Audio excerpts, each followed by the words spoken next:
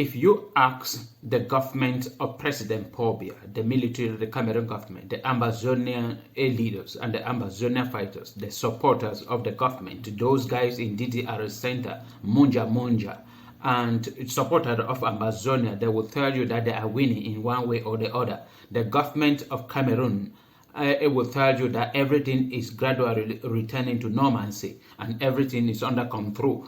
And they are using this to deceive many international community to support their embezzlement project called reconstruction of the Northwest region. And when you look at the Ambazonian fighter or you ask them, they will tell you that they are winning, they are killing the military, and one day they will succeed to get their own country called Ambazonia, and up to the point where they are now opening their diplomatic office in United States of America and also signing a treaty, a military alliance with the Biafra. And when you look all these things, you believe that they are winning, they are not winning. The atrocity that these two group of people, the military or the government of Cameroon and the Ambazonia have caused in Southern Cameroon, they will pay for it dearly. There is no way they are going to escape from it. There is no way. I'm telling you that everything has been documented by credible organizations like Amnesty International. They are doing proper investigation, though despite the repression coming from the military and the Ambazonia, they are still doing their best. And one day, God will answer our prayers as Southern Cameroonians. I'm going to allow you listening to an interview that was conducted by a France 24, that is a France 24, and you are going to listen to what Amnesty, representative of Amnesty International in Central Africa, will talk about concerning the Anglophone crisis. And after that, we are going to talk and pick some point and talk about it. Listen to that. Now, where Amnesty International says it's found new evidence of abuses committed in the northwest of the country, an area where militants in English-speaking region declared independence from the majority Francophone state back in 2017. The Amnesty reports found atrocities were committed by security forces, separatist rebels and ethnic militia fighters. To understand what's going on, I'm joined by Sarah Matthewson, who covers Central Africa for Amnesty. Just set the context of what you've found in which this particular part of Cameroon. Yes, so thank you for having us on. Our report documents a number of atrocities committed by all sides, as you said. We're talking about extrajudicial killings, murders, sexual violence, kidnappings, the burning of houses. The atrocities really continue. When you talk about this is something that's been going on, declaration of independence in this particular region since 2017 for a few years. So how long has this been going on and what's being done about it? Any sense from the government, from the militia fighters? How do you get any sense of resolution to this? So, as you say, the Anglophone crisis really broke out in late 2016, early 2017, when Anglophone Cameroonians took to the streets to denounce what they saw as the perceived marginalisation of the Anglophone regions. And those protests, which were largely peaceful, were brutally repressed by the government. Things really escalated from there. An armed separatist movement emerged. And ever since then, very violent clashes have ensued, with the population caught up in the middle, really caught between all the fighting sides. The population is accused routinely of not supporting the Anglophone cause or not supporting the government cause enough, and so they're facing reprisals.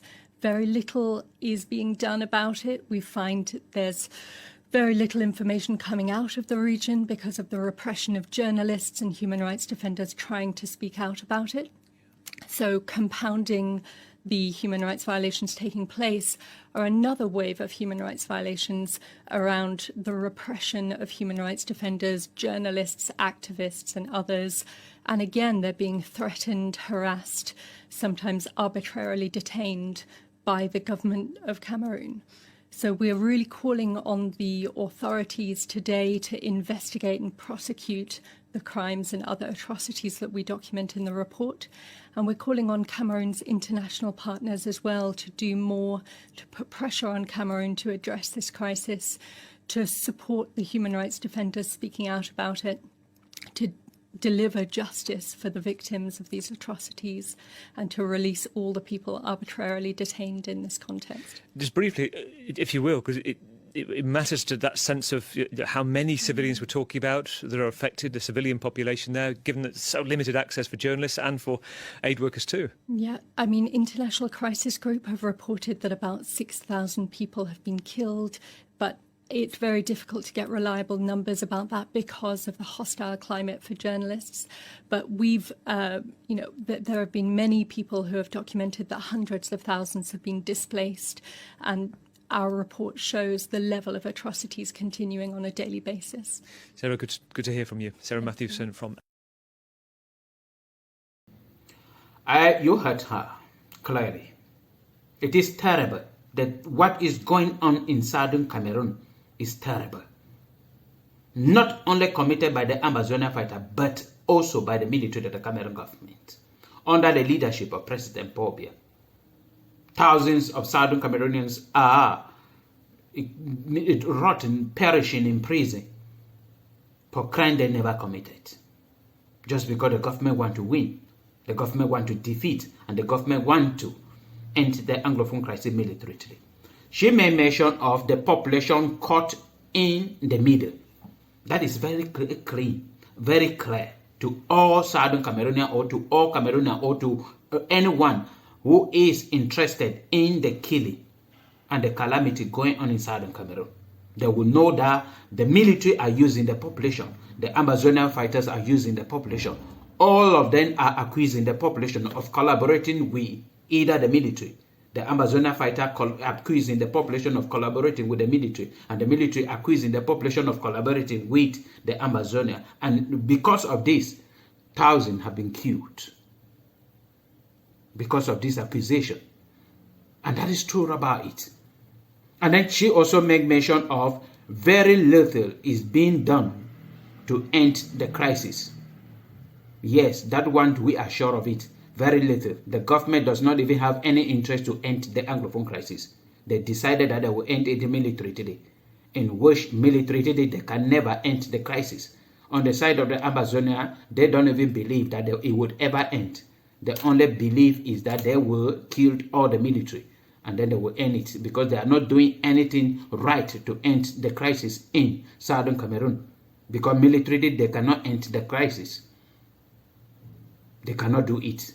And then she also made mention that a very little information is coming out from Southern Cameroon because of what? Because of repression. Repression of the journalists, human rights defenders, and many other people. Anybody that mentioned anything against the government related to the Anglophone crisis, the government arrested them, the government detained them, the government killed them, the government does all kind of things in order to silence everybody. Just look, example, the media in Cameroon. All of them are quiet. All of them are quiet. Nobody is talking. Nobody is saying anything related to the Anglophone crisis. When they want to say it, the government have to censor it before it will go up. And they have their limit. And this is one of the issues that the Anglophone crisis is seen as if it has been abandoned, because the government has silenced everybody. That is the repression. And even the Ambazonian fighters also are doing something to silence many people.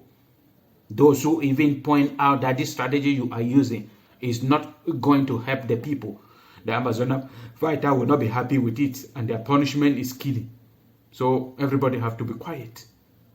That is the system.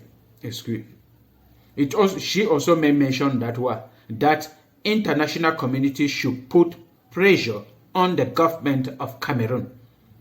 I am saying here that the way the government of President Paul Biya, they are tabling this thing to international community, there is no way international community will believe in.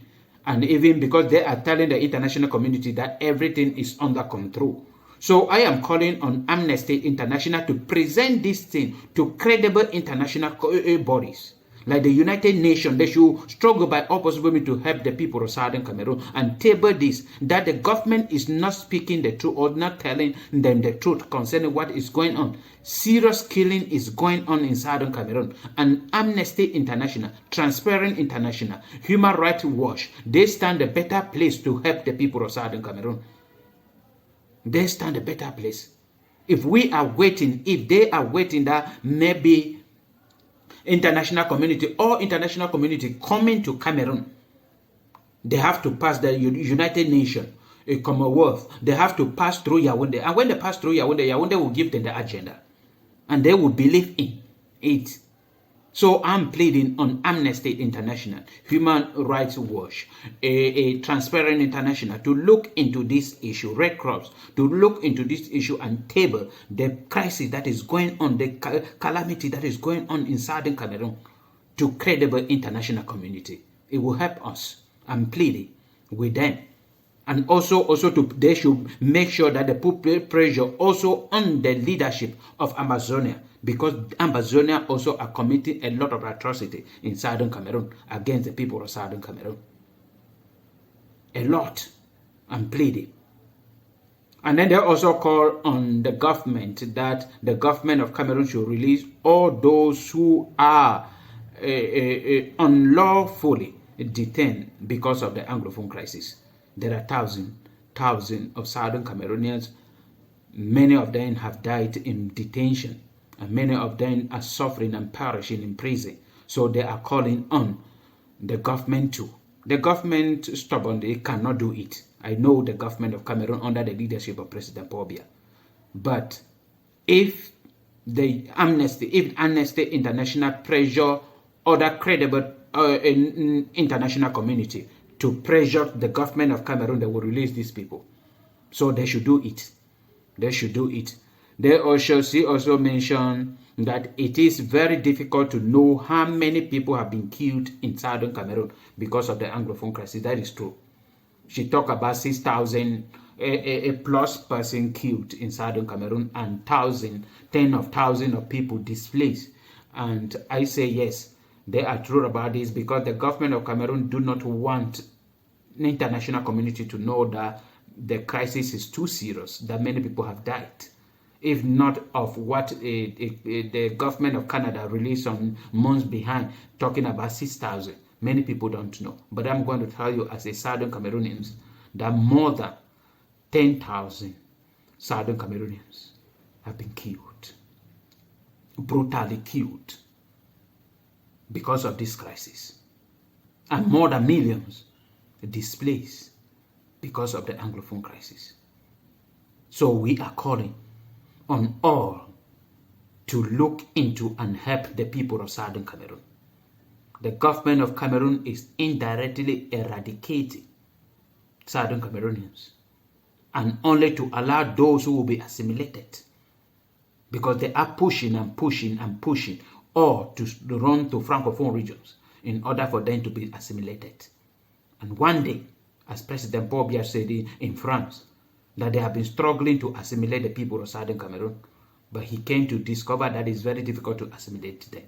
But now they are taking the Anglophone crisis as an opportunity to assimilate the people of Southern Cameroon. So if truly the whole world, the international community, the United Nations organization, believe that there were people called British Southern Cameroon, and now Southern Cameroon, because part of it went to Nigeria, the British Northern Cameroon went to Nigeria, and then British Southern Cameroon now remain, and they are being assimilated, maltreated as third-class citizens. They should help these people. They have the right to live, the right to peace, and then they need it. They are the minority. They don't have power to fight the French government.